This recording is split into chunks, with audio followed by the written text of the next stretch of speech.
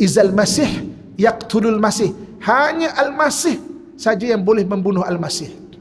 Kan? Ataupun dalam bahasa Melayu dia, apabila buku bertemu ruas. Ketika itu maka dibunuh Dajjal di Babun Lud, di pintu gerbang Kota Lud. Kota Lud ni 15 km kurang lebih daripada Tel Aviv. Kan? Jadi dia ada pintu bahagian barat, pintu bahagian timur. Ulama Islam kita kata di pintu bahagian timur. Jadi orang Yahudi dia buat pengkalan tentera kat situ. Sallallahu ala Muhammad, sallallahu ala Muhammad, sallallahu ala Muhammad, sallallahu ala. Bismillahirrahmanirrahim. Assalamualaikum warahmatullahi wabarakatuh. Kita mulakan dengan kita punya kasidah, kan? Kasidah dari timur, iaitu kasidah daripada Wali Songo, insyaAllah. Lira tandure usumi lira ta ijo royo tak sungguh temantin anyar, tak sungguh temantin anyar. Cah angon, bocah angon, penek no blimbing kui nunyu penek no kanggon baso dodo tira, kanggon baso dodo tira, dodo tira kumitir berdaing pinggir dodo manan jelmatamu kanggon sebab mengkasare, kanggon sebab mengkasare. Mumpung padang rembulane rumpung jembak kalangan yusura iyo gemar takbir, gemar risalah. Salatullah salamullah ala taha Rasulillah, salatullah salamullah ala yasin habibillah, ala yasin habibillah. Tawassalna bismillah wa bil hadi rasulillah wa kulli mujahidin lillah bi ahlil badri. Allah ilahi salimil ummah nikmah wa min hammi wa min ghumma bi alil badri ya Allah, bi alil badri Allah. Ilahi najina wakshif jami'a adhiyati wasrif makaidal ida waltuf bi ahlil badri ya Allah, bi ahlil badri ya Allah. Bangkitlah la tanaman, sudah berbuah menghijau berseri-seri. Bagaikanlah raja sehari, bagaikanlah raja sehari.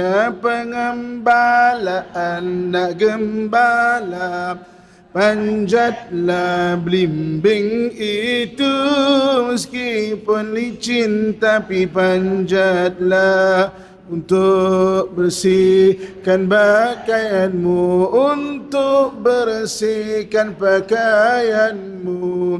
Pakaianmu, pakaianmu yang ada tetas di tepi, jahitlah, perbaiki untuk menuju senja hari, untuk menuju. Dan selagi bulan mengambang terang, selagi waktu masih terluang, mari bersorak-sorak gembira. Takbir, gemar risalah illallah.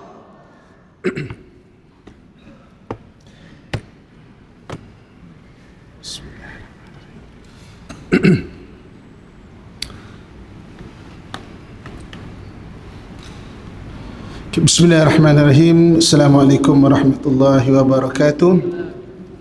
Innal hamdalillah nahmaduhu wa nasta'inuhu wa nastahdi wa nastaghfiruh wa natubu ilaih wa na'udzu billahi min syururi anfusina min sayyiati a'malina may yahdihillahu fala mudilla lahu wa may yudlilhu falan tajida lahu waliyan mursyida.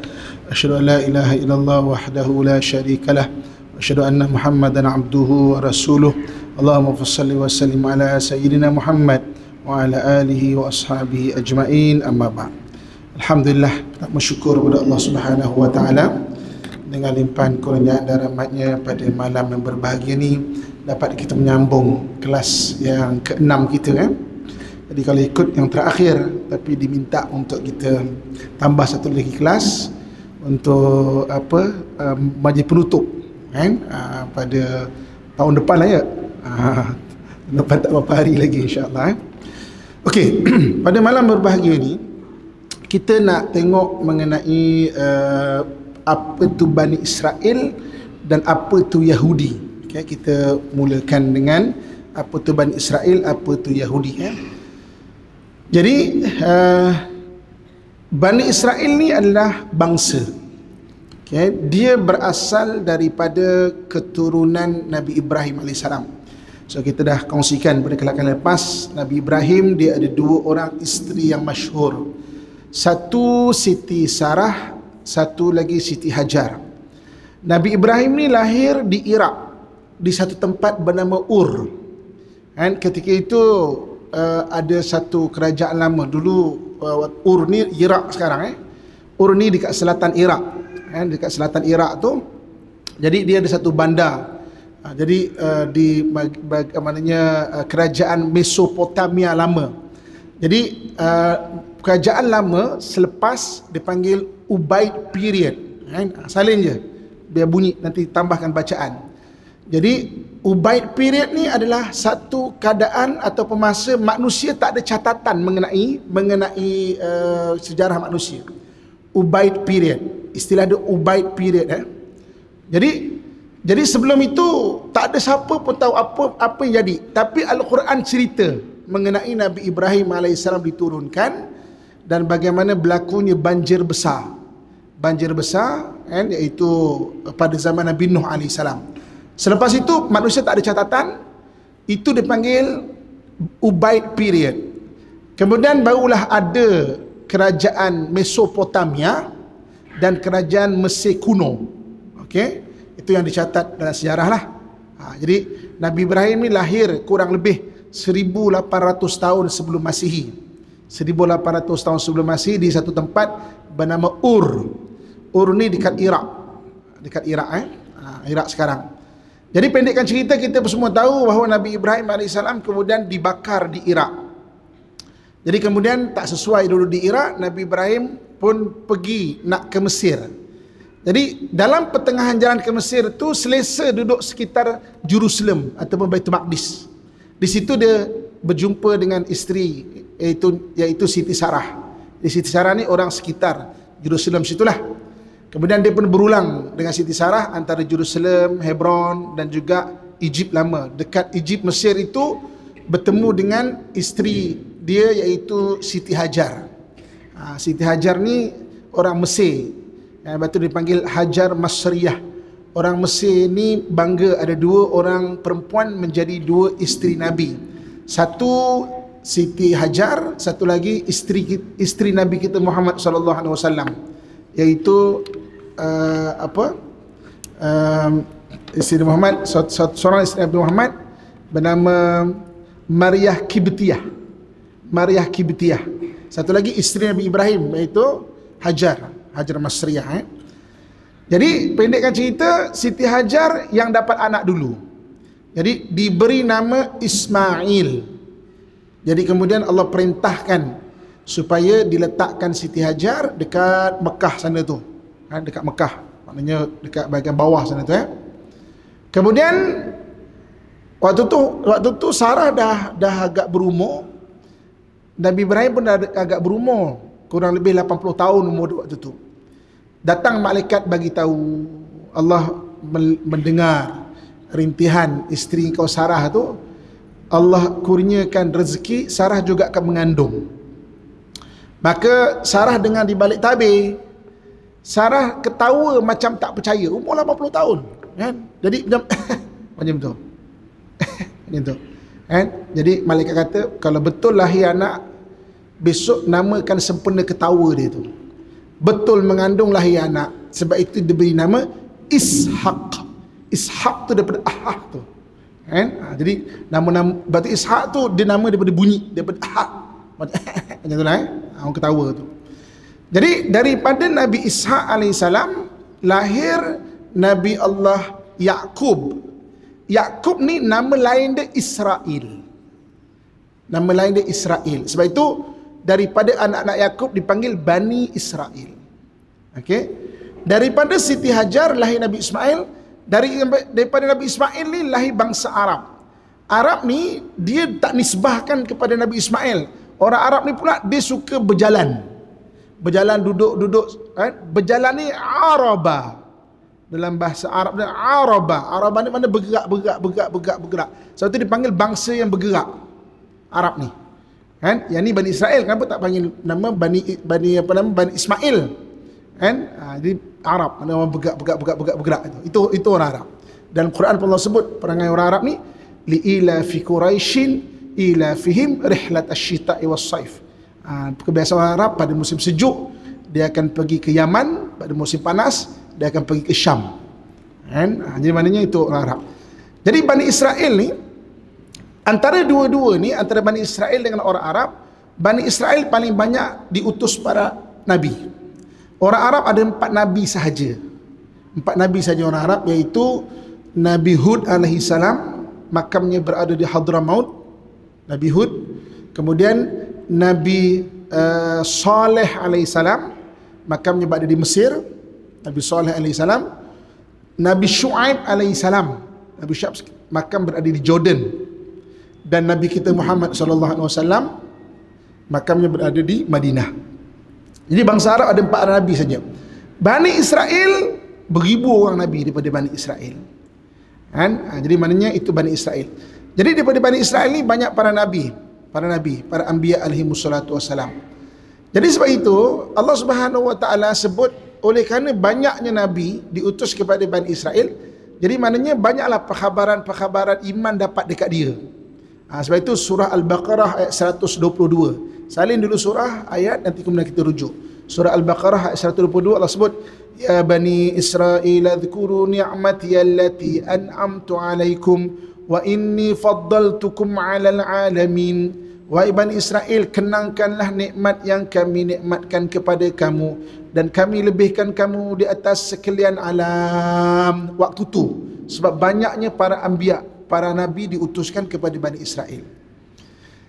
Oleh kerana banyaknya nabi diutus kepada Bani Israel tidak maknanya menghargai para nabi. Yang tak sesuai dengan dia, dibunuhnya nabi itu. Ini perangai dia. Sebab apa? Hari ini bunuh, mungkin minggu depan, mungkin bulan depan dapat nabi baru. Kan? Minggu depan atau bulan depan kan dapat nabi baru. Dapat nabi baru, nabi ini tak best lah. Yang dulu kita bunuh lagi best tau. Kita bunuhlah lagi. Dia bunuh lagi para nabi itu. Ini wa yaqtulul anbiya. Dia suka dia bunuh para nabi. Sebab itulah di dalam surah Al-Maidah ayat 78. Surah Al-Maidah ayat 78 Allah Subhanahu wa taala sebut, Surah Al-Maidah ayat 78. Salinkan ayat dengan surah dulu, nanti kita buat rujukkan. Lu'inal ladzina kafaru min bani Israil ala lisani Dawud wa Isa bin Maryam. Dilaknat kepada orang-orang yang kafir daripada Bani Israel di atas lisan Nabi Daud dan Nabi Isa. Maknanya daripada Bani Israel ada yang kafir. Yang kafir inilah dipanggil Yahudi, ataupun yang engkar ini dipanggil Yahudi, yang dilaknat di atas lisan Daud dan lisan Isa alaihissalam. Jadi maknanya Bani Israel banyak nabi, banyak rasul. Yang dilaknat, yang kafir itu dipanggil Yahudi. Dan dalam Al-Quran ada 7 kali Allah sebut perkataan Yahudi, sedangkan Bani Israel ada 40 kali Allah Subhanahu Wa Taala sebut mengenai Bani Israel. Jadi maknanya Yahudi ni ada 7 kali Allah Subhanahu Wa Taala ulang. So jadi kita nak cerita pada ni perkataan-perkataan apa yang Allah guna, ayat apa maksud yang Allah guna mengenai orang Bani Israel yang disebut sebagai Yahudi. Jadi dilaknat bagi yang kafir sebab dia memang engkar, dia suka-suka dia, dia sangat orang yang maksudnya sampai terlaknat lah kerana keengkarannya itu.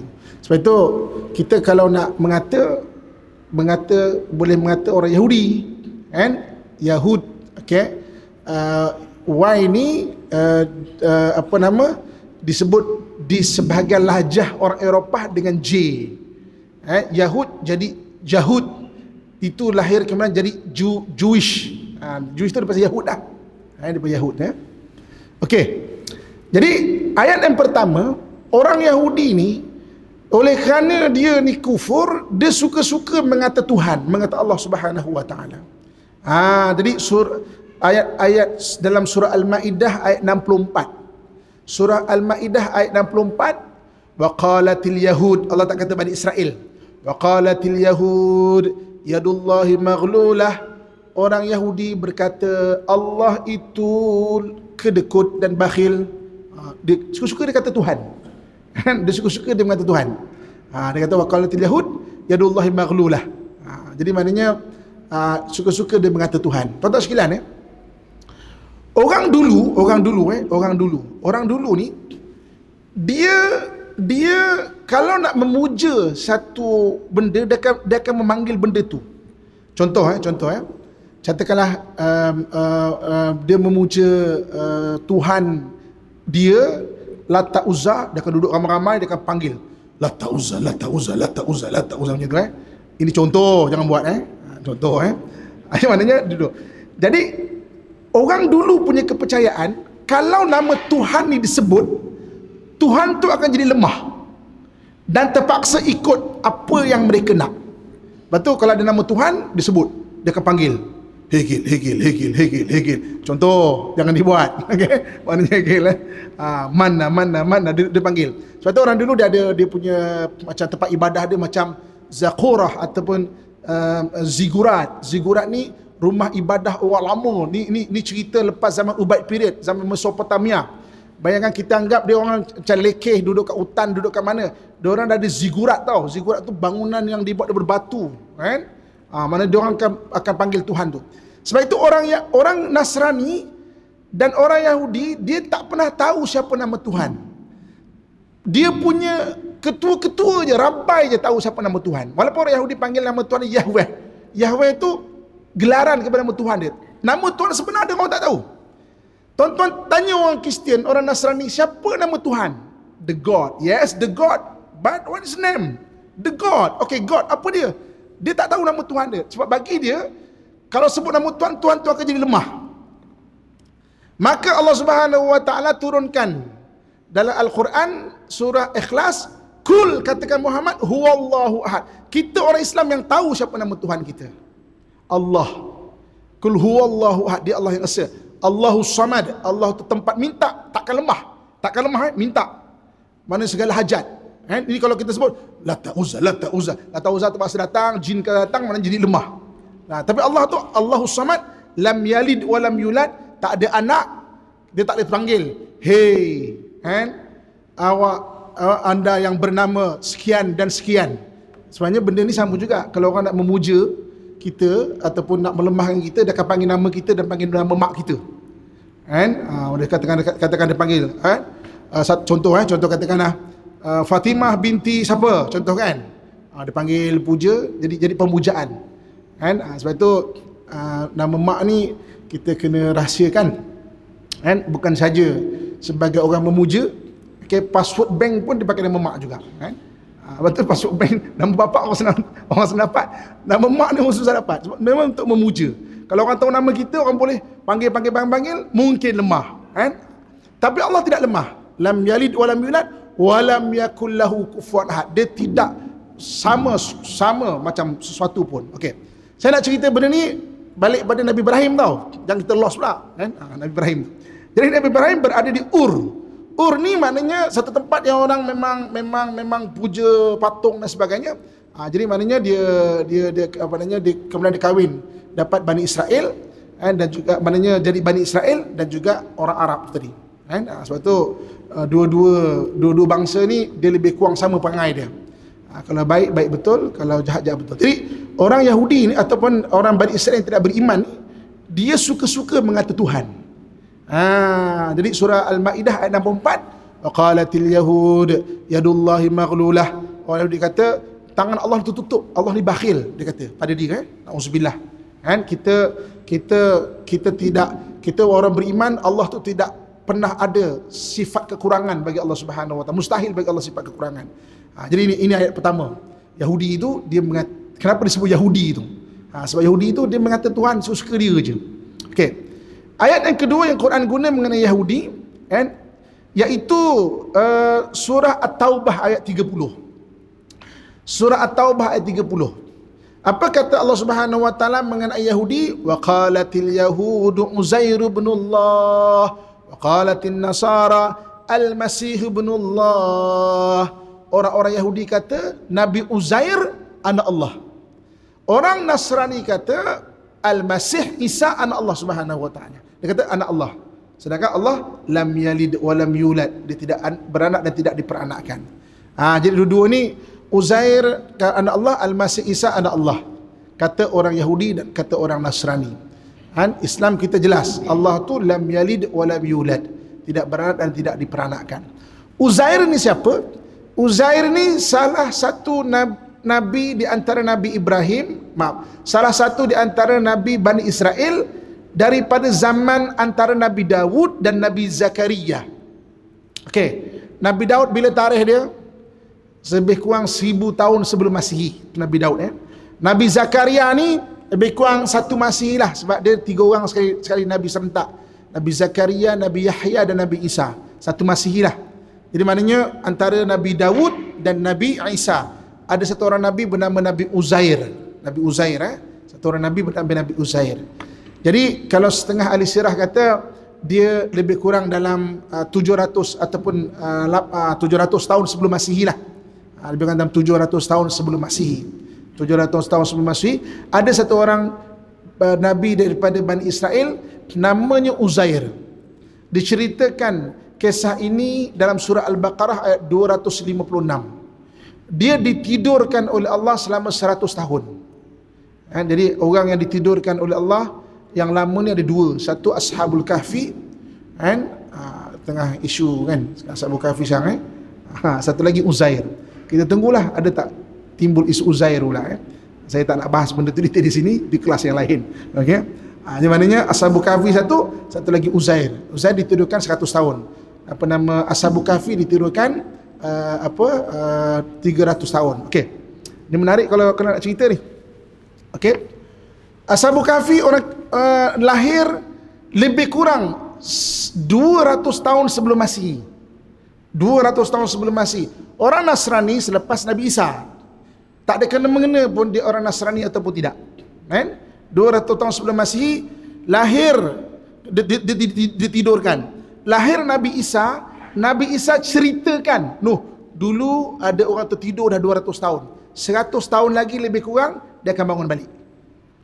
Jadi orang tertunggu-tunggu. Waktu tu orang dah start beriman dengan ajaran Nabi Isa, tertunggu-tunggu. Bangun sungguh Ashabul Kahfi ini. Jadi tuan-tuan sekalian, mukjizat surah Kahfi Antaranya adalah mengenai Ashabul Kahfi ini. Yang pertama cerita itu.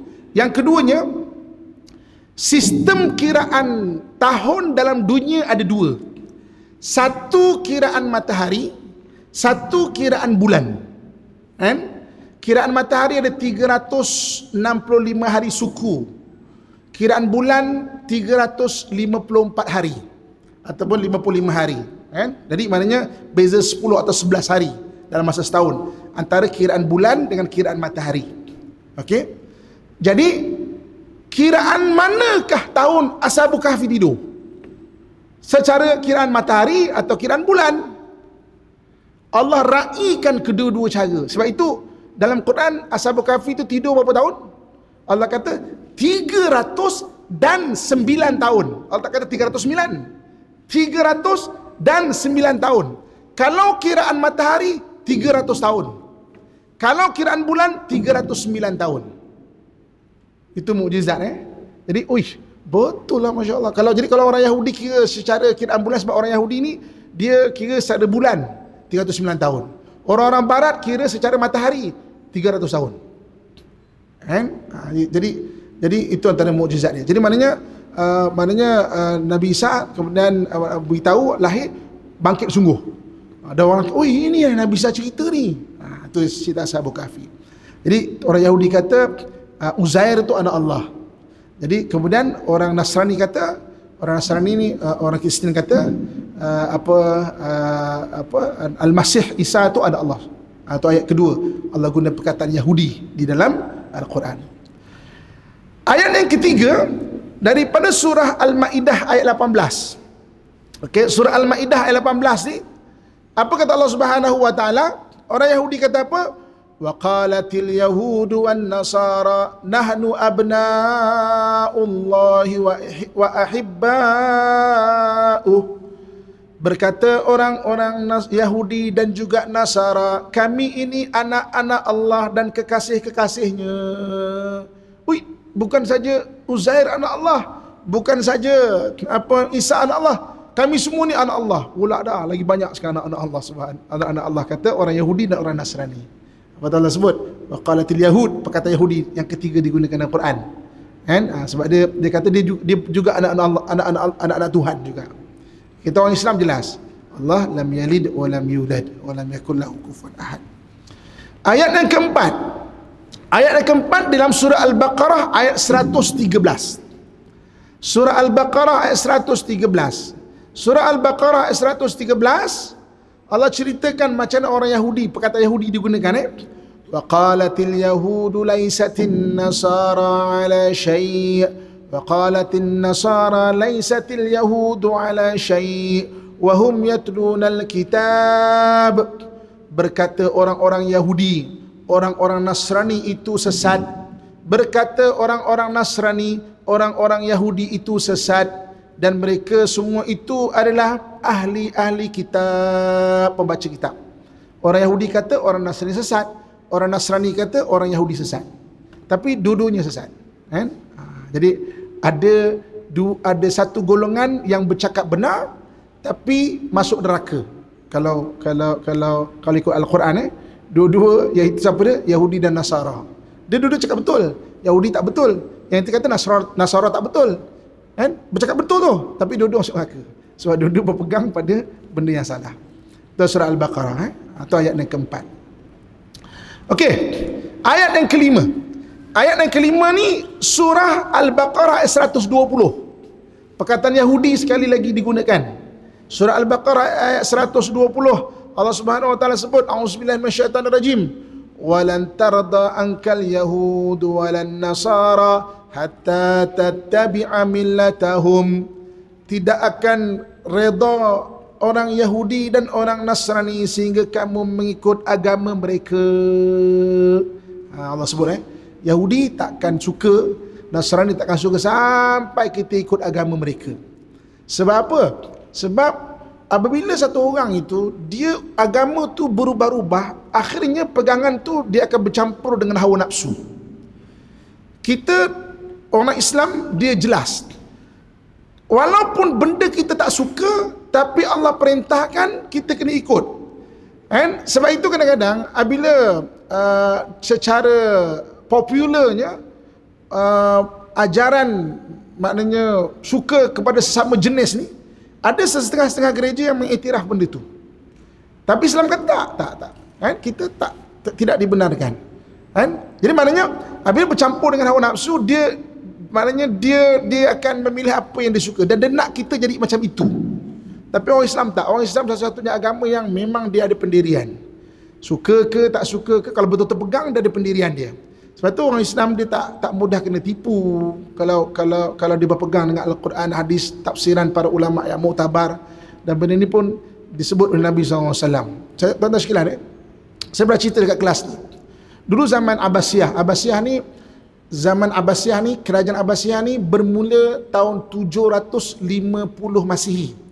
750 Masihi, kerajaan Abbasiyah. Kerajaan Abbasiyah ni dia begitu maju sangat sampai ilmu sains memang terkenal di dunia lah. Sains moden berasal daripada tamadun Abbasiyah kebanyakan dia. Okey. Jadi maknanya ada satu khuttat ataupun khattat. Khuttat ni maknanya orang yang cantik tulisan dia. Dia ni memang Allah bagi bakat cantik tulisan dia. Dia zaman Abbasiyah ni, dia buat kitab Taurat. Kitab Taurat dan Zabur, tulis cantik-cantik, hias cantik dengan emas, dakwat emas. Tuan-tuan sekalian, dakwat emas ni berasal daripada teknologi Parsi. Dulu orang nak buat warna emas ni, warnanya kuning je. Tapi emas yang betul-betul emas, teknologi orang Parsi. Orang Parsi boleh buat betul tulisan warna emas, memang emas betul.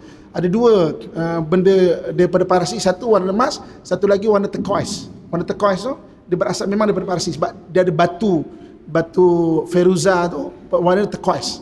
Turquoise adalah biru, turquoise adalah hijau. Itu memang asal warna Parsi. Macam kita bangsa Melayu, Nusantara kita, warna kita yang tak ada tempat lain apa? Siapa tahu? Saya bagi sebotol air mineral. Warna manggis. Warna manggis asal kita. Apa nama? Merun-merun macam tu kan? Merun-merun. Warna UTM. Warna UTM. Siapa warna UTM ni? Warna UTM tu. Itu macam asal kita punya warna lah. Okey. Jadi orang Parsi tu dia daripada Golden Persian punya warna tu. Jadi dia buat ayat maknanya sangat cantik, tapi dia kata okey, aku nak ubah sikit. Aku nak ubah. Dia pun ubah. Dia tunjukkan kepada orang Yahudi, orang Yahudi semua takjub. Cantiknya, mahal. Okey, aku nak jumpa Rabai. Rabai ni istilah imam bagi orang Yahudi. Tunjukkan Rabai. Rabai tengok, cantiknya, berapa kau nak jual? Dia letak harga tinggi dan Rabai beli. Kemudian dia kata, okey, aku nak buat kitab Injil pula.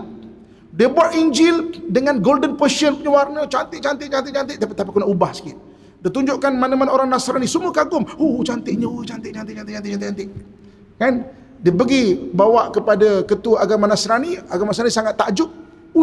Masya Allah, macam sangat cantik kan. Berapa? Dia letak harga yang tinggi, maka dia dapat jual Injil itu. Dia beralih pada Al-Quran. Dia buat Al-Quran, dia tulis Al-Quran yang sangat cantik, hias dengan Golden Persian ni. Hias.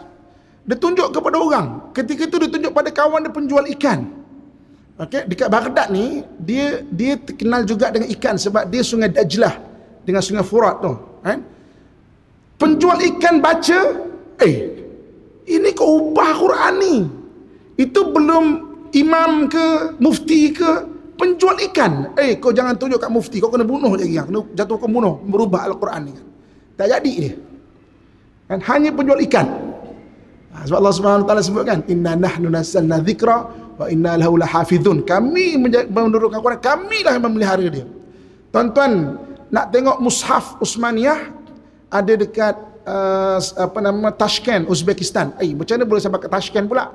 Kan waktu Sayyidina Osman kena bunuh dekat Madinah, maka para sahabat semua bertemu dengan Sayyidina Ali. Sayyidina Ali waktu tu kat Kufah, bawa Quran Sayyidina Osman dan lantik Sayyidina Ali jadi khalifah. Jadi ketika Sayyidina Ali meninggal di kat Kufah, Quran tu tetap berada di Kufah. Ketika satu orang panglima Islam, nama dia Timur Land, kalau pernah dengar, ataupun Amir Timur. dia tawan Basrah, tawan kota-kota Islam, dia bawa Al-Quran tu pergi ke Samarkand. Duduk kat Samarkand sampai Samarkand, sampailah Uzbekistan ditawan oleh orang Rusia, Red Army, dibawa ke Moskow. Kemudian waktu merdeka 1991, orang Islam minta balik, jadi dipulangkan balik, ada kat Tashkent. Tuan-tuan, Quran yang berada di Tashkent zaman Sayyidina Osman dengan Quran yang kita baca sekarang sebiji tak berubah, walau satu perkataan. Tuan-tuan sekalian, jadi maknanya mereka tu dah memang berubah. Jadi kenapa dia walan tarda angkal yahud walan nasara? Sebab dia merubah agama tu, suka dengan dia. Jadi dia nak kita juga macam tu. Tapi kita orang Islam tak macam tu. Kita ada panduan hidup. Dan hidup kita jelas. Kita semua ni biar memang jelas kita punya hidup. Kita inna lillah wa inna ilaihi rajiun. Kita datang dari Allah, kita akan pulang kepada Allah. Kita punya perjalanan hidup jelas, saudara sekalian. Kalau hari ni kita berharta kita akan bawa ke akhirat. Kalau kita berpangkat, pangkat kita akan bawa ke akhirat. Bawa ke akhirat ni maknanya melahirkan amalan untuk ke akhirat. Kalau tuan-tuan apa pun ada dekat tangan tuan-tuan sekalian, semua tu adalah bawa ke akhirat. Macam mana boleh dijadikan amalan? Kan? Sebab itu orang Yahudi dia tak reda, orang Nasrani tak reda. Sehingga kita mengikut millatahum. Okey. Ayat yang ke-6. Ayat ke-6 daripada surah Al-Maidah ayat 51. Jadi oleh kerana orang Yahudi ni tidak reda dan orang Nasrani tidak reda, Allah Subhanahu wa taala mengingatkan kita. Ya ayyuhalladzina amanu la tattakhidul yahuda wan nasara awliya ba'duhum awliya'u ba'd. Okey.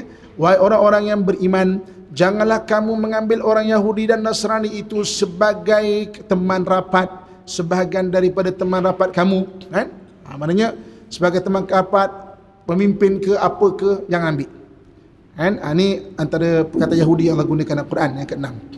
Dan yang ketujuh, surah Al-Maidah ayat 82. Surah Al-Maidah ayat 82 ni Allah cerita dekat kita, sekalipun orang Yahudi dan Nasrani ni dia tak reda antara kita sehingga kita mengikut agama mereka, tapi antara Yahudi dengan Nasrani, orang Yahudi lagi sangat-sangat membenci Islam, sangat-sangat membenci orang beriman.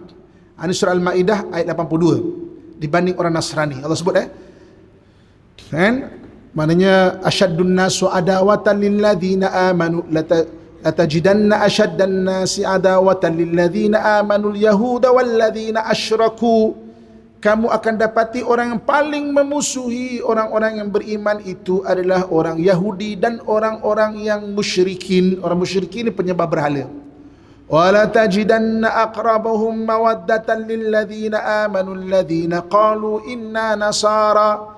Dan kamu akan dapati orang yang ada rasa sayang kepada orang-orang beriman itu adalah orang Nasara. Zalika bi anna minhum qissisina wa ruhban wa annahum la yastakbirun. Ini kerana sebahagian mereka itu lembut hatinya dan juga ruhban. Ruhban ni rahib. Maknanya rahib-rahib dan mereka tidak takabur. Ayat ke-7 Ya Allah sebut kalau antara Yahudi dan Nasrani, orang Yahudi lagi akan asyaddu adawatan, dan orang-orang yang musyrikin. Ini benda yang kita kena sebut sebab Allah Subhanahu wa taala sebut, dan ayat ini tidak pernah berubah sejak 1400 tahun dulu, dan tidak akan berubah sampai hari kiamat. Ayat ini bukan ulama modified ke, reka ke supaya kita suka, tak. Dia tak berubah. Itu ingatan Allah Subhanahu wa taala kepada kita. Okey, tuan-tuan sekalian, jadi ini Bani Israel sebuah bangsa daripada yang engkar disebut sebagai Yahudi. Okey. Dan daripada Yahudi ini pula ada satu fahaman yang lebih ekstrim dipanggil Zionis. Ujung kurun ke-18. Diasaskan antaranya oleh Theodor Herzl. Maknanya satu doktrin Zionis. Sebab itu Benjamin Netanyahu baru ni dia menyebut kamu tak perlu jadi orang Yahudi pun nak berfahaman Zionis. So Zionis adalah fahaman yang memang memusuhi sangat pada orang-orang yang Islam ataupun orang-orang beriman. Dia dulu sembunyi-sembunyi, sekarang dia isytihar terang-terang, tuan-tuan sekalian. Dia isytihar, Benjamin Netanyahu isytihar, dia sedang menunggu al-masayah dia. Masiah itu Al-Masih dia lah. Al-Masih ni ada dua je. Al-Masih Isa dan Al-Masih Dajjal. Kan? Dia tunggu Masiah dia. Dan dia tak iktiraf Nabi Isa sebagai Nabi. Kan? Dia tak tunggu Nabi Isa. Sebab bagi dia Nabi Isa ni adalah, tak senang faham bahasa dia, ustaz kampung lah, ustaz kampung. Nabi Isa ni dia lahir dekat Baitul Laham. Dia bukan lahir kat Jerusalem, dia lahir kat Baitul Laham. Kemudian dia nak kena bunuh dengan Raja Jerusalem waktu tu. Mak dia Siti Maryam bawa pergi ke Mesir. Kemudian bawa dia balik kampung ke Nazares. Nazares itu lebih kurang 200 km daripada Jerusalem. Membesar ni bagi Yahudi. Dia belajarlah jadi ustaz, tak senang faham. Jadi ustaz, datang Jerusalem, marah ustaz-ustaz kat Jerusalem. Seolah macam datang Kuala Lumpur, marah ustaz Kuala Lumpur. Macam tu dah sini. Jadi ustaz Kuala Lumpur pun kata, kau apa hal macam tu lah. Ustaz Kuala Lumpur kan apa hal. Jadi ustaz Kuala Lumpur pun fitnah dia biar dia nak kena bunuh sampai akhirnya dia nak disalib. Jadi bagi dia adalah dia ustaz kampung. Orang Yahudi tak iktiraf Isa sebagai nabi daripada Bani Israel. Dia tak iktiraf. Kemudian dia kata pula Nabi Isa ni ada skandal. Nabi Isa ni membesar tuan-tuan sekalian dekat Nazares. Dekat kampung tepi dia ada satu kampung bernama Kampung Majdal. Kampung Majdal. Jadi dekat Kampung Majdal ni ada satu orang budak perempuan yang sebaya lebih kurang umur dia, membesar. Jadi orang budak perempuan ni atau orang perempuan ni nama dia Maryam juga. Nama dia Maryam. Dia banyak bantu Nabi Isa untuk dakwah bagian perempuan. Jadi nama dia Maryam dari Kampung Majdal. Maryam Majdaliyah. Bagi versi bahasa Inggeris, Mary Magdalene. Mary Magdalene tu Maryam Majdaliyah. Maryam daripada Kampung Majdal. Jadi kata, dah lah ustaz kampung datang Kuala Lumpur ada skandal pula. Pada dia Sebab itu orang Yahudi hanya 2% saja Bani Israel yang menganut agama Nasrani. 2% dia. Yang lain memang dia tak iktiraf pun. Malah dia mengata lagi. Maknanya orang Nasrani dia, dan dia tak suka pun orang Nasrani ni.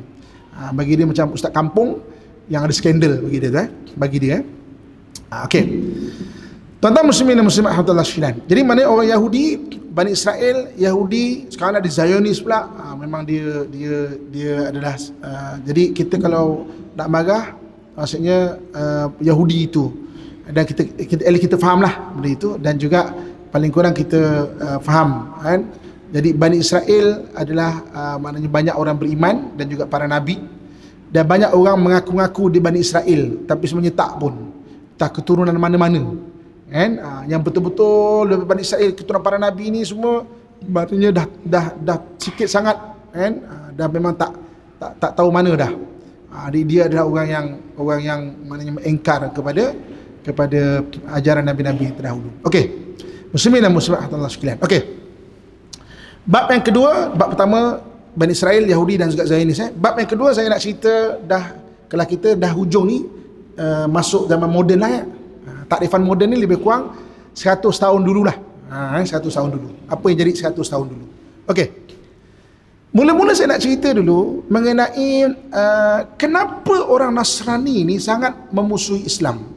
Sampai Allah sebut walan tarda ankal yahud walan nasara hatta tattabi'a millatahum. Tidak akan redha orang Yahudi dan orang Nasrani sehingga kamu ikut ajaran mereka. Orang Nasrani ini tuan-tuan sekalian, dia berasal daripada dinisbahkan ajaran Nabi Isa AS. So Nabi Isa AS maknanya waktu zaman Nabi Isa, jadi ustaz Kuala Lumpur dah senang faham ustaz Kuala Lumpur ni, ustaz Jerusalem ni tak puas hati dengan Nabi Isa. Dia fitnah Nabi Isa, Bani Israel ni fitnah Nabi Isa untuk Nabi Isa ni kena bunuh. Tapi yang menjalankan hukum bunuh bukan orang Yahudi, sebab orang Yahudi tak berkuasa. Waktu tu Jerusalem bawah pemerintahan Rom. Jadi dia hasut supaya gubernur Rom ni jatuhkan hukuman pada Nabi Isa. Pendekkan cerita, ditangkap Nabi Isa, nak ditangkap kan? Kemudian nak disalibnya. Tapi Allah serupakan orang macam Nabi Isa. Ni Quran sebut wa ma qataluhu wa ma salabuhu walakin syubbiha lahu. Dia tidak dibunuh, dia tidak disalib, tetapi diserupakan. Okey. Versi Kristian Nabi Isa kena salib, lepas beberapa ketika dia angkat ke langit. Dan Kristian juga meyakini bahawa Nabi Isa nanti akan turun akhir zaman. Sebab itu nama Dajjal ni kalau ikut versi Kristian adalah Antichrist. Antichrist ni adalah Dajjal bagi bahasa orang Nasrani lah. Kita disebut Dajjal terus jelas. Dia sebab tak sebut nama dia panggil Antichrist, lawan kepada Nabi Isa. Jadi maknanya dia pun meyakini bahawa akan diturunkan akhir zaman besok. Bagi kita orang Islam tak dibunuh, tak disalib, tapi diserupakan. Walakin syubbihalu. Okey. Jadi ketika Nabi Isa maknanya dia angkat ke langit, dia ada 12 orang anak murid, satu dah kena salib, tinggal lagi 11. 11 ni pun nak dibunuhnya tuan-tuan sekalian. Jadi 11 ni bertebaran lah. Maknanya bertebaran mengembangkan ajaran Nabi Isa, ajaran tauhid Nabi Isa ni salah. Jadi salah satu dia satu orang bernama Barnaba. Barnaba ni orang jumpa Bible dia, orang jumpa dia punya salin kitab. Dan Barnaba ni yang orang jumpa satu-satunya yang menyebut bahawa Nabi Isa tu hanya nabi bukan Tuhan. Dan sidang Injil mengatakan Gospel of Barnaba tu gospel yang sesat. Makam Barnaba ada di Famagusta, Cyprus. Famagusta, Cyprus. Ulama-ulama Islam kalau pergi sana hadiahkan Fatihah kepada Barnaba sebab dia adalah anak murid Nabi Isa AS. Dekat Cyprus ni dia ada 2 makam besar. Satu Barnaba, satu lagi ibu makcik susuan Nabi iaitu Ummu Harim. Dekat sana. Famagusta. Jadi tuan-tuan sekalian, jadi anak-anak murid Nabi Isa, pendek cerita, semua dibunuh. Jadi bertebaranlah ajaran Nabi Isa ni ke mana-mana dan di mananya Rom cuba perangi.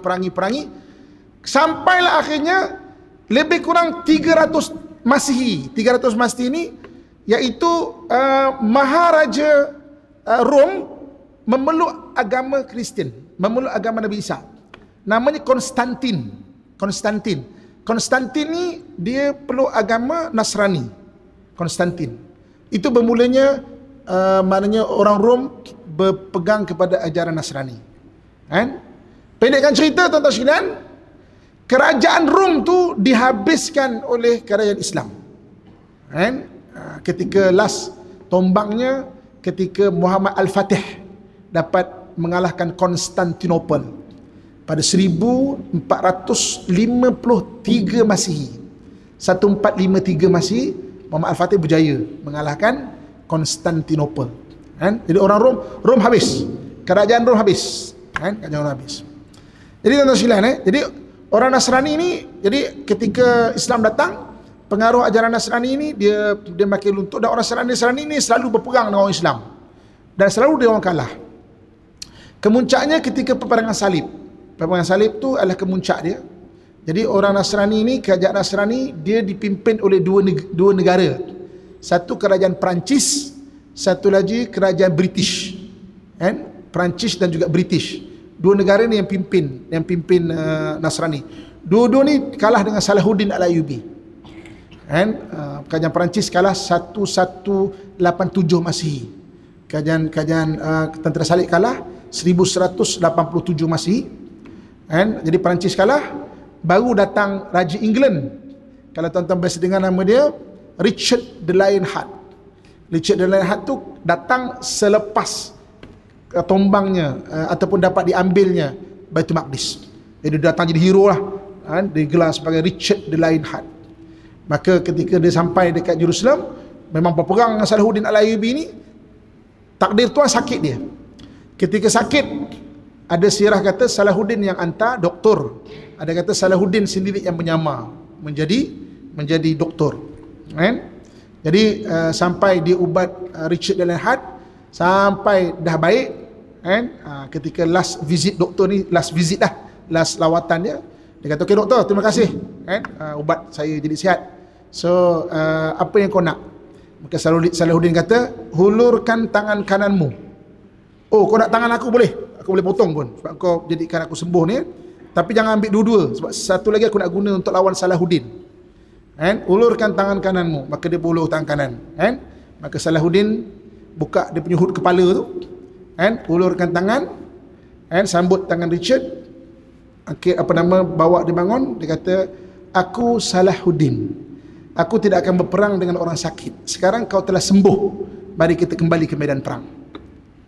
Sebab itu Richard Dallin Hart moral jatuh. Dia kata, tak boleh lah, kita tak boleh lawan lah. Ini macam, kalau dia nak bunuh, lama dah dibunuh dah. Sebab tu Richard Dallin Hart akhirnya balik England. Tuan-tuan. Lepas peperangan salib, mereka menubuhkan beberapa institusi termasuk University Oxford. Dekat University Oxford ditubuhkan satu grup dipanggil Orientalis.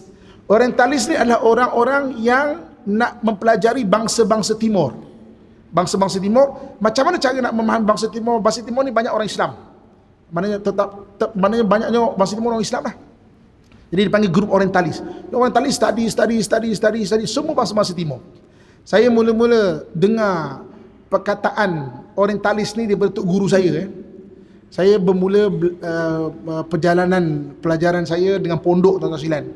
Dengan izin Allah Subhanahu Wa Taala, saya ni budak yang maknanya batch pertama UPSR. So boleh agaklah umur saya berapa.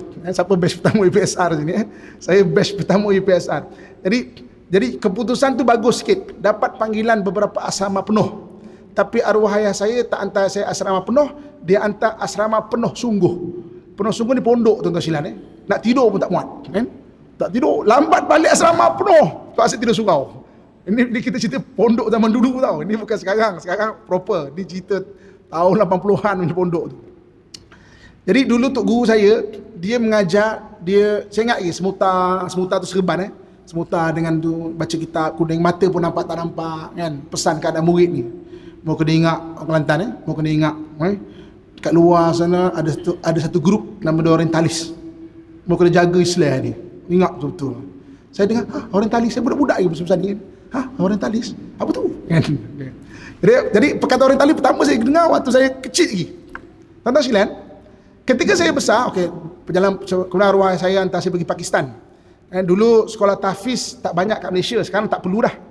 Jadi dia hantar pergi Pakistan. Saya umur 15 tahun pergi Pakistan, tuan-tuan sekalian. Dulu bayangkan telefon tak ada. WhatsApp tak ada. Apa pun tak ada. Saya demam hantar surat kat ayah saya. Abah doakan dia, amin demam ni kan. Hantar surat 2 minggu sampai ayah saya balas surat 2 minggu balik, sebulan. Kan? Mat, ada surat ni. Kan? Buka-buka abah doakan maknanya supaya cepat sembuh. Saya dah main bola dah waktu tu. Sebulan. Pakistan. Tahun waktu zaman tu.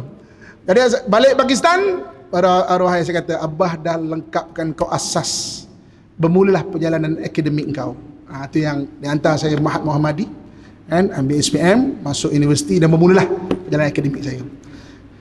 Ketika saya first degree saya UM, Syarah Undang-Undang, first degree saya. Kemudian tahun 2000 tu Azhar tengah banyak bagi twinning program, jadi saya masuk Azhar tahun akhir. Best saya Azhar, saya duduk rumah Johor. Siapa budak Azhar sini? Saya duduk rumah Johor. Best saya waktu tu Ustaz Hafiz Mansur. Kalau siapa mesti dengar Hakim, Hafiz Mansur, Ustaz banyak jugalah ustaz yang masuk TV, masuk radio, itu satu best saya lah waktu kat Azhar dulu. Jadi waktu saya masuk UM, saya selalu tertanya-tanya, tak dengar pun pasal Orientalis ni kan. Mana tok guru ni dengar? Apa tok guru ni kan? Tak dengar pun Orientalis ni kan. Okey. Habis UM sambil master, tuan-tuan sekalian, kan? Kemudian saya mengajar di Moscow, dijemput untuk mengajar di Moscow State University tahun 2009. Saya pergi di sana, saya bergaul dengan guru Orientalis. Masya Allah, saya kata betul Tok Guru ini sebut. Saya bergaul dengan guru Orientalis Malaysia, Melayu Tanah Melayu, dengan juga Iran sebab dia sebelah-sebelah. Kan? Tak pernah datang Malaysia, cakap bahasa Melayu lancar, tuan-tuan sekalian. Fasih cakap. Belajar Jawi, belajar baca Quran. Ada datang Malaysia, kawan saya ajak berjalan pergi Tugu Negara, dia teragak-agak membaca Minah Rusia ni yang bacakan, bersekutu bertambah mutu. Minah Rusia yang bacakan. Jadi Orientalis ni real wujud. Saya pernah jumpa. Real wujud. Dia bukan satu sangka-sakan tak. Memang betul-betul. Dan dia melahirkan satu generasi ke satu generasi. Jadi ketika British kalah pada Perang Salib, dia wujudkan satu grup Orientalis. Sebab dia faham bahawa orang Islam tak boleh dikalahkan dengan senjata.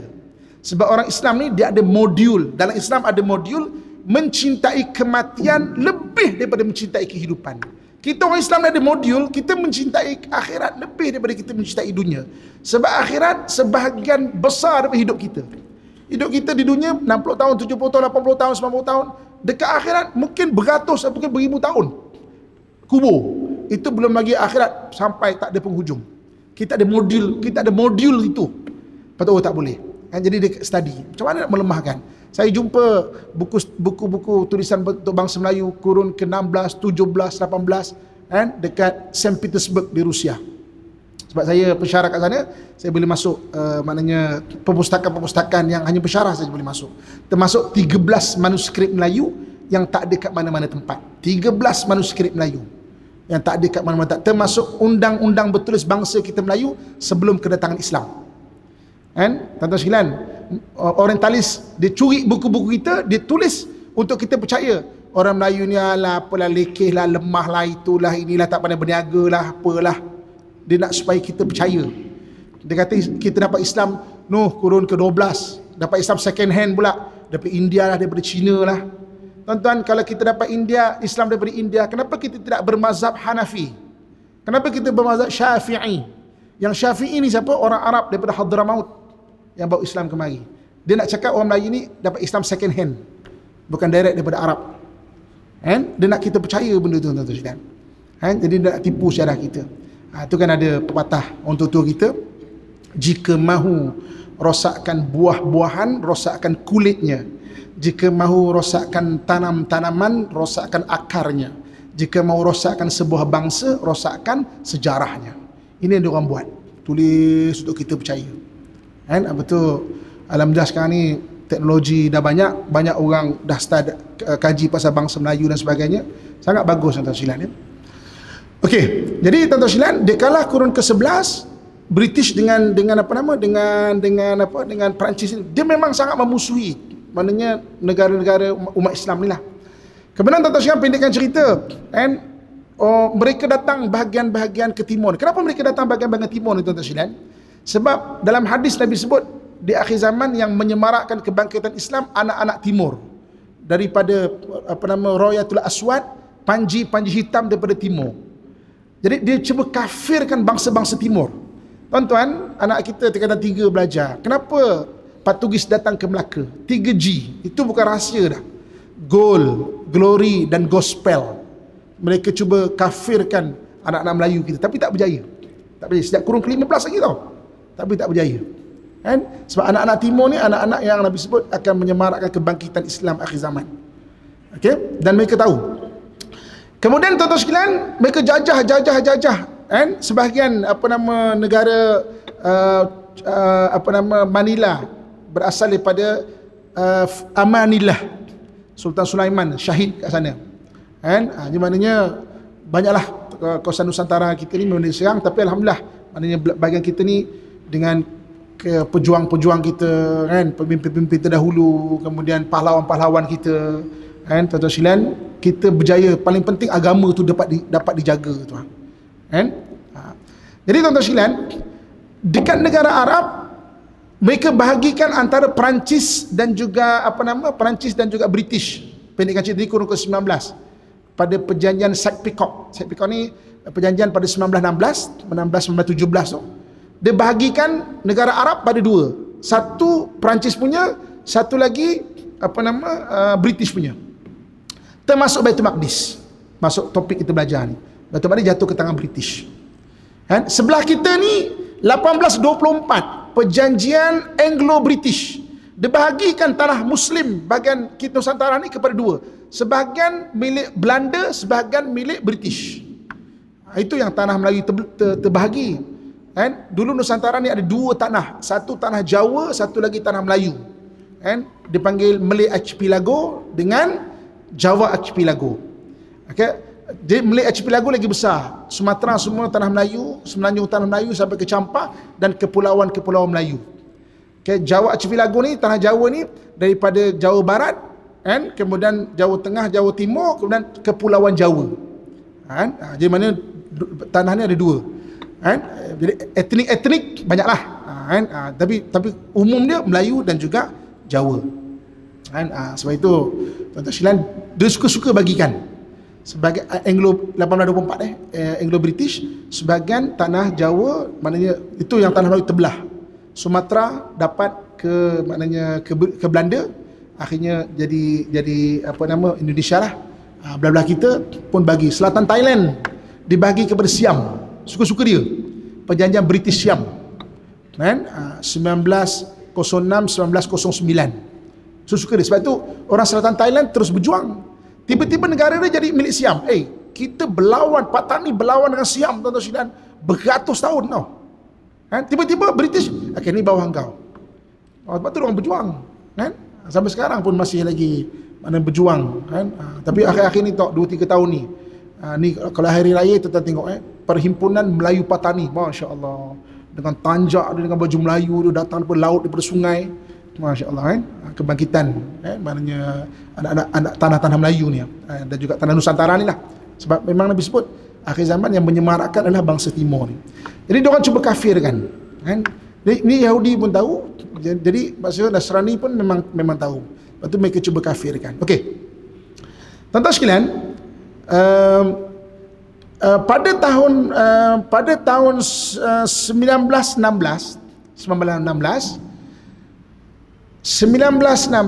orang British cuba menghasut orang-orang Arab supaya mengkhianati Khalifah Uthmaniyah. Jadi 1916 apa berlaku? 1916 ni berlaku revolusi Arab yang dipimpin oleh Sharif Hussein. Sharif Hussein, satu orang maknanya pemimpin Arab, Sharif Hussein. Jadi British kata, jom kumpul kawan Arab, berontak. Sebab itu tuan-tuan sekalian, tombangnya Khalifah 1924 bukan semata-mata Kamal Atatürk. Kamal Atatürk sebahagian daripada usaha itu. Kita kena tengok juga revolusi Arab 1916. Arab ni dia khianat, maknanya Khalifah Turki, semua ikut dengan British, dengan janji Sharif Hussein akan dilantik menjadi khalifah selepas tombangnya Khalifah Uthmaniyah. Jadi Sharif Hussein beria-ria dia ajak orang Arab, maknanya serang Uthmaniyah. Akhirnya Uthmaniyah tinggal keseorangan. Daripada internal dalaman, dia usahakan untuk satu jeneral, iaitu Kamal Atatürk, untuk hapuskan khalifah. Akhirnya 1924, Mac 1924, tahun depan genap 100 tahun 2024, maka khalifah dipadam daripada sejarah muka bumi. Cukup 100 tahun. 1924 2024, mana tahun depan lah. Jadi Sharif Hussein tombangnya khalifah, dia pun jumpa British. Okey, British dah, maknanya khalifah dah tombang, bolehlah lantik aku jadi khalifah. British kata okey, kita lantik jadi khalifah, jom kita buat maknanya pelantikan itu di Cyprus. Bawa seluruh ahli keluarga engkau pergi Cyprus. Dia bawa seluruh keluarga dia pergi ke Cyprus, dipenjarakan di Cyprus. British tipu, British tipu, maknanya orang Nasrani tipu, dan dipenjarakan Cyprus. Sebab tu Sharif Hussein di hujung-hujung hayat dia rasa menyesal sangat, Jadi dia kata, boleh tak aku nak lawat Baitul Maqdis, sebab revolusi Arab 1916, 1917 Baitul Maqdis berada di tangan orang Nasrani, di tangan British. 1917 itu juga perjanjian Balfour dibuat untuk menyerahkan Palestin kepada Yahudi, 1917. Jadi dia rasa menyesal sangat. Boleh tak dia nak ziarah Baitul Maqdis? Bila dia kata okey boleh, diterbangkan daripada Cyprus sampai ke Amman, meninggal kat sana. Tak sempat, maknanya ziarah Baitul Maqdis. Tapi maknanya orang tanamkan jugalah jenazah dia dekat Jerusalem. Jadi jenazah dia tu, kubur dia ada dekat sekitar Baitul Maqdis. Tapi dia yang memimpin revolusi Arab 1916. Jadi tuan-tuan sekalian, kenapa British, maknanya Baitul Maqdis jatuh ke tangan British dan Yahudi, antaranya adalah revolusi Arab 1916, 1924 khalifah dihabiskan, dia nak jadi khalifah, dipenjarakan oleh British. Akhirnya maksudnya tertipulah orang Islam dan jatuh Baitul Maqdis ke tangan British, kemudian British bagi kepada orang Yahudi secara total pada 1948, diiktiraf sebagai sebuah negara. Tiba-tiba je negara dia ni jadi negara Yahudi dah sekarang. Jadi sebab itulah orang-orang di sana itu tetap berjuang untuk maknanya mengambil balik hak mereka lah, tanah Baitul Maqdis, terutamanya tanah-tanah wakaf. Sebab tanah wakaf bukan milik orang Arab, dia milik seluruh kita sebagai orang Islam, ya, seluruh kita ya. Muslimin dan muslimat sekalian. Okey. Jadi pada penutup pada malam ini iaitu mengenai peristiwa akhir zaman. Semua kita tahu akhir zaman ni dia punya tanda besar kiamat, rentetan dia adalah akan lahir satu orang bernama Imam Mahdi. Imam Mahdi ni the last commander of Islam. Last commander of Islam. Jadi dia akan pimpin seluruh umat Islam untuk menundukkan maknanya negara-negara kafir. Dan dia punya kemudian seterusnya dalam lebih kurang 7 tahun baru turun Dajjal. Dajjal turun. Dajjal ni turun dia tak lama tau, dia dalam 40 hari je. Tapi satu hari macam setahun rasa. Hari kedua rasa macam sebulan lama dia. Hari ketiga rasa macam seminggu. Barulah hari seterusnya sehari. So Dajjal, jadi dia, dan hadis Nabi sebut, Nabi kata kalau kamu dengar Dajjal keluar, kamu rasa iman kamu kuat, kamu jangan jumpa dia. Takut kamu tak tahan dengan tipu daya dan sihir dia. Katakan kita cuba bayangkan, kita bayangkan betapa besarnya ujian iman. Dia datang kat ibu-ibu, akak-akak sekalian kan, dia kata, "Makcik, ya Dajjal kan. Cik, umur 70 ni nak tak saya jadikan cik cantik macam umur 17? Lutut boleh hilang sakit, pinggang boleh hilang sakit." "Betul ke Jal?" "Betul cik." Kan? "Okey cik." Okey, dia pun kan. Muda macam 17 tahun.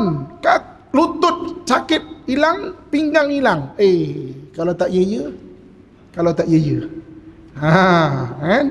Sebab tu Nabi kata jangan jumpa. Kalau terjumpa sekalipun, ingat, maksudnya panduan dia. Apa yang dijanjikan kebaikan itu keburukan. Apa yang dijanjikan sebagai seksaan itulah kebaikan. Kan? Kena ingat, jangan jumpa. Kemudian seterusnya amal-amalan lah. Disuruh kita baca doa, amal surah Kahfi ayat 1 sampai 10. Kan? Kemudian ada satu lagi doa selepas tahiyat akhir. Lepas innaka Hamidum Majid, dia ada doa dia.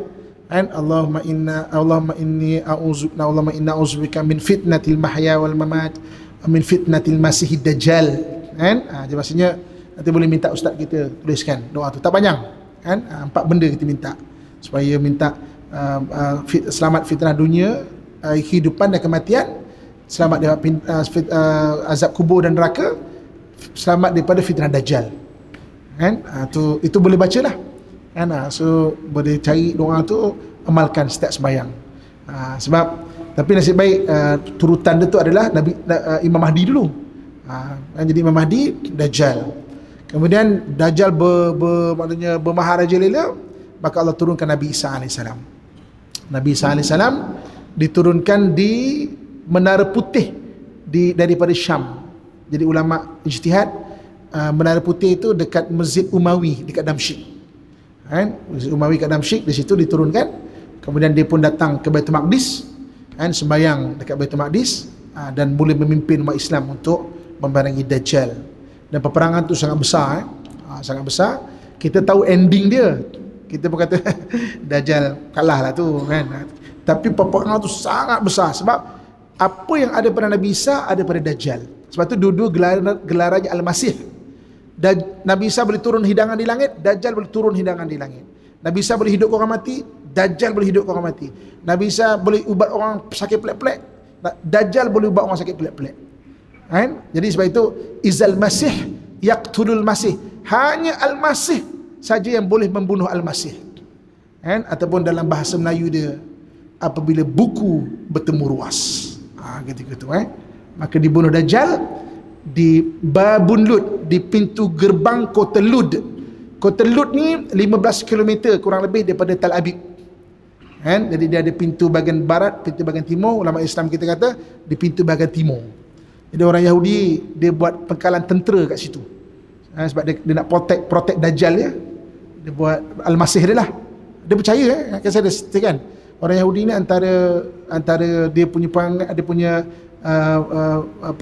sifat dia tu, dia percaya benda-benda gaib. Sampai benda-benda khurafat yang pelik-pelik pun dia percaya. Kan? Dia nature dia suka percaya benda-benda pelik-pelik tu. Kalau saya ceritakan, kalau saya datang ke sana jemaah semua dah rehat, kerana saya keluar balik, saya suka berlepak dekat dengan dia orang tu, nak belajar macam mana cara pemikiran dia tu. Kalau saya pakai cincin, kan, saya jarang pakai cincin. Saya akan cakap, kau tahu tak, cincin ni kan, malam-malam dia datang mimpi tau. Dia suka cerita macam tu. Dia suka cerita-cerita gaib, dia suka. Kan? Jadi jual lah kat aku. Mana boleh, tak boleh. Kan? Saya tak nak jual bukan tak nak untung. Saya tak nak dia lebih khurafat lagi, tuan-tuan sekalian. Dia lah khurafat, kita jual azimat kat dia. Benda-benda macam tu dia suka lah. Tuan-tuan jangan ingat apa nama jangan pelik tau. Keris antik kita banyak dekat sana tau. Keris antik orang Melayu kita kan, keris dulu ni bukan saja sebagai senjata, ada sebahagian keris tu dia bacakan, ada cerita-cerita gaib dia suka benda macam tu. Kan ada yang dah anak-anak yang moden tak percaya, jual lah dekat eBay daripada Jerusalem. Tuan-tuan kalau pergi Jerusalem banyak keris-keris kita kat sana tu. Yang pelik, keris kita pun ada kat sini. Kan? Itu kita baca pantun satu. Kan? Apa guna pergi ke bendang kalau tidak menanam padi? Apa guna keris di pinggang kalau takut pada bini? Okey. Jadi tuan-tuan sekalian, itu perangai orang Yahudi, dan kita dah cerita macam mana Dajjal punya dan persediaan dia lah. Okey, insya-Allah saya rasa 6 kali kelas kita dah banyaklah faham mengenai Yahudi, kan, apa yang jadi kat sana, apa tanggungjawab kita. Kita diminta untuk satu lagi kelas sebagai majlis penutup. InsyaAllah tahun depan kita buat satu lagi kelas dan majlis penutup. Nanti di majlis penutup buatlah sama sikit lah kuih kan, kita makan sama-sama. So jadi maksudnya tanda kesyukuran kan. Sebab tuan-tuan mungkin ilmu pada hari ini ni kan, walaupun perang dah kita rasa macam dah macam ada orang ambil indah tak indah dah, dia confirm akan berlaku lagi. Jadi ilmu yang kita belajar ni adalah untuk kita sampai kepada orang lain pula. Dan perang dia bukan makin kecil tau, makin besar nanti. Kan? Dia biasanya bulan Ramadan akan jadi. Bulan Ramadan biasanya tiap-tiap tahun bulan Ramadan lah masa berperang dia. Jadi baru ni Rabiul Awal terjadi. Sebenarnya Rabiul Awal ni spark untuk Ramadan yang mungkin lebih besar lagi. Jadi kita faham, okey, maksudnya kenapa ada apa yang berlaku di Palestin sebelah sana tu. Jadi itu saja yang boleh kita kongsikan, insya-Allah panjang umur murah rezeki. Kita jumpa pada kelas yang terakhir. Aqulu qauli ma sami'tum, astaghfirullah li wa lakum. Assalamualaikum warahmatullahi wabarakatuh. Jom kita baca kasidah atau syair daripada Wali Songo. Boleh.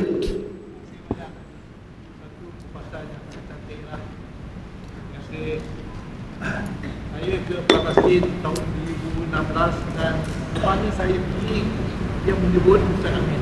Ustaz Amin. Tanyalah. Alhamdulillah. Ustaz mana kenal. Saya ada sikit pertanyaan. Dalam Al-Quran memang bermaksud Yahudi akan disekat, ya. Dan kita makin menunggu dan kita tak tahu bila. Soalan saya sikit saja. Orang Yahudi ada 17 milion dan mereka telah bertabur di 110 negara satu dunia. Agak-agak bagaimana Allah akan menghapuskannya? Okey. Yang kedua, adakah Allah akan menghapuskan Yahudi ataupun Zionis? Kerana Zionis dalam Yahudi cuma 30% sahaja Zionis, yang lain itu bukan. Jadi kalau boleh kita tanya sekali. Okey ya. Okey tuan-tuan, dengar soalan ya. Pertama sekali orang Yahudi ni banyak tapi rakyat Israel ada lebih kurang 7 juta orang. 7 juta orang je. Yang lain rakyat Israel maknanya rakyat dekat negara dia. 7 juta orang, 1.7 adalah bangsa Arab tau. bangsa Arab yang sokong dia, kan? Jadi kita pun pelik sebenarnya. Macam mana orang Arab ni boleh sokong dia? Memang ada yang memang sokong dia, memang pelik lah. Ada kerakyatan memang Israel. Okey. Jadi tuan-tuan sekalian, ketika Dajjal turun nanti, okey, ahli kitab akan bersama orang beriman. Ahli kitab, dan kebanyakan maksudnya orang yang maknanya ada pegangan keimanan walaupun sikit, dia akan pergi ke arah Islam, sama-sama dengan Islam. Waktu tu memang jelas satu line penyembah Allah dan penyembah syaitan. Satu line. Kan? Jadi penyembah Allah adalah maknanya orang beriman, kemudian ahli-ahli kitab. Waktu tu memang dah terputus lah, memang dia akan sama-sama orang Islam. Sekarang pun Judaism ataupun ahli-ahli kitab tak setuju dengan Zionis pun. Selalu berlaku demonstrasi di Jerusalem, tak setuju dengan apa yang kerajaan Yahudi buat sekarang. Okay? Jadi maknanya jadi apabila Dajjal turun, maknanya sebahagian Yahudi dan masuk Islam, Bani Israel, maknanya Bani Israel tu lah. Jadi yang dihapuskan Yahudi. Tadi kita bincang siapa itu Bani Israel, siapa itu Yahudi. Yahudi ni adalah orang-orang yang engkar dan mungkar dengan Allah Subhanahu Wa Taala, dan dia akan jadi pengikut Dajjal. Kan? Jadi maknanya dia yang jadi pengikut Dajjal. Jadi yang dihapuskan adalah orang-orang penyembah syaitan ini, dan sebahagian besarnya adalah orang-orang Yahudi ni. Kan? Okey. Kenapa orang-orang Yahudi kebanyakan yang percaya pada Dajjal? Orang lain ada juga. Orang musyrikin ada tau. Orang musyrikin ada, mana penyembah berhala pun dia. Kemudian kebanyakan adalah orang Yahudi.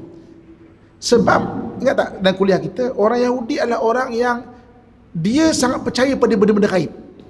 Jadi nature, sebab oleh kerana banyaknya Nabi diutus pada Bani Israel, nature percaya pada benda gaib ada dekat dia, sampai dia tak ada panduan langsung, sebab dia dah berubah-ubah agama dia.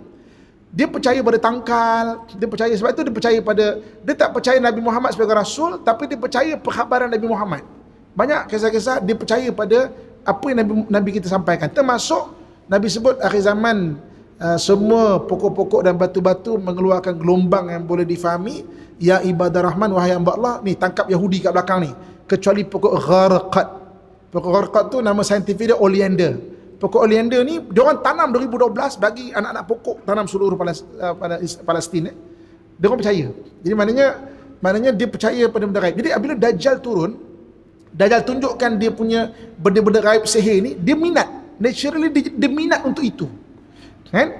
Jadi tuan-tuan, sekarang ni kenapa dia gali seluruh Palestin? Kan? Saya ada buku excavation dia 4 jilid besar ni kat office saya tu dapat daripada perpustakaan yang bawah tu, kan? 4 jilid. Jadi orang Islam kita tuliskan macam mana penggalian dia tu. Dia tak dapat gali hanya bawah Masjid Aqsa je lagi.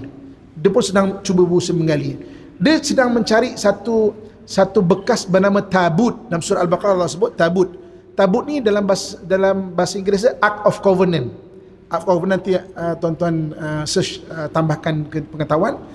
Apa yang dalam itu, kalau ikut Quran, dalam tabut ada barang-barang mukjizat Nabi Musa, Nabi Harun, kan? Sebahagian maknanya ahli sirah mengatakan Nabi Musa 1400 tahun sebelum Masihi, kan? Nabi Sulaiman 950 tahun sebelum Masihi. Jadi Nabi Sulaiman yang memerangi sihir. Jadi dia kumpulkan buku-buku sihir ada dalam tabut tu. Sebahagian yang berpendapat Jadi maknanya, dan dia percaya benda tu, dia suka benda tu. Dia nak cari benda tu. Dan sebab tu dia gali tu. Gali tuan-tuan. Dia gali, dia nak cari tabut tu. Jadi kalau pergi Jerusalem, tuan-tuan dah pergi Masjid Aqsa. Kalau kat kedai-kedai Israel tu memang replika tabut tu di mana-mana, hatta budak kecil pun pegang. Mana didoktrinkan budak kecil ni supaya cari tabut tu lebih kecil lagi. Kan? Tabut tu satu kotak besar ni lah. Kan? Jadi maknanya itulah Bani Israel. Jadi bagaimana Allah nak menghapuskan satu dunia? Sebenarnya bukan satu dunia tu. Jadi apabila mereka semua jadi pengikut Dajjal tu nanti, so dikumpulkan. Jadi semua mereka adalah sekutu Dajjal, dan berlaku peperangan besar memang jelas antara penyembah Allah dan penyembah syaitan. Dajjal ni bawa orang menyembah syaitan, termasuk diri dia. Tu Dajjal. Sama. Ada soalan lagi? Okey, saya ingat untuk kelas akan datang, tolong tuliskan soalan-soalan bagi kepada penganjur. Jadi kelas akhir itu kita buat soal jawab. So tulis, dan mungkin saya nak sediakan peksa sikit. Kan? Tahulah peksa dia soal kita buat Google form ke macam mana ke, saya tengok saya fikir macam mana nanti. Dia bagi soalan kita jawab, kan? Siapa tak lulus kena repeat 6 kali kelas lagi. Okay. Siapa tak lulus? Okay. Okey, sekian insya-Allah. Okay, kita akhir dengan kita punya syair. Lere tanduri usumi lere ta ijoro yo tak sungguh temantin anyar, tak sungguh temantin anyar. Jangan bocah angon pelek na blimbingku wiru nyulu pelek na kanggon basuk dodon tiro, kanggon basuk dodon tiro, dodon tiro kumitir nain pinggir dada mana lumatana kanggon sepa manggasare, kanggon sepa manggasare mumpung padang rembulan rumpung jembar kalangane yusura iyo takbir kemari salah illallah salatullah salamullah ala taha rasulillah salatullah mullah ala yasin habibillah ala yasin habibillah tawassalna billah wa bil hadi rasulillah wa kulli mujahidin lillah bi alil badri ya Allah bi ahlil badri ya Allah ilahi salimil ummah minal afati wan niqmah wa min hammin wa min ghumma bi ahlil badri ya Allah bi ahlil badri ya Allah ilahi najina wakshif jami'a adhiyatin wasrif makaidal idal wal tuf bi ahlil badri ya Allah bi ahlil badri Allah bangkitlah, bangkitlah, tanaman sudah berbunga menghijau berseri seri bagaikanlah raja sehari, bagaikanlah raja sehari, pengembala gembala. Panjatlah belimbing itu meskipun licin, tapi panjatlah untuk bersihkan pakaianmu, untuk bersihkan pakaianmu, pakaianmu, pakaianmu yang ada tetes di tepi, jahitlah, perbaiki untuk menuju senja hari, untuk menuju senja selagi bulan mengambang terang, selagi waktu masih terluang, mari bersorak-sorak gembira. Gema takbir, gema risalah. A'udzubillahi minasyaitonirrajim. Bismillahirrahmanirrahim. Alhamdulillahi rabbil alamin, wassalatu wassalamu ala asyrafil anbiya'i wal mursalin wa ala alihi wa sahbihi ajmain. Ya Allah, ya Tuhan kami, ampunkan segala dosa dan kesalahan kami, ya Allah. Ibu dan ayah kami, ya Allah. Guru-guru kami, ya Allah. Orang yang mempunyai hak ke atas kami, ya Allah. Dan kepada sekalian muslimin dan muslimat, mukminin dan mukminat, sama ada yang masih ada ataupun yang telah tiada, ya Allah. Ya Allah, ya Tuhan kami, kasihanilah kami, ya Allah. Kasihanilah kami, ya Allah. Kasihanilah seluruh umat Muhammad, ya Allah. Terutamanya saudara-saudara kami yang berada di Palestin dan Gaza, ya Allah. Bantulah urusan kami dan urusan mereka, ya Allah. Berikan ketabahan-Mu kepada kami dan kepada mereka, ya Allah. Berikan pertolongan-Mu kepada kami dan kepada mereka, ya Allah. Permudahkanlah segala urusan kami dan urusan mereka, ya Allah.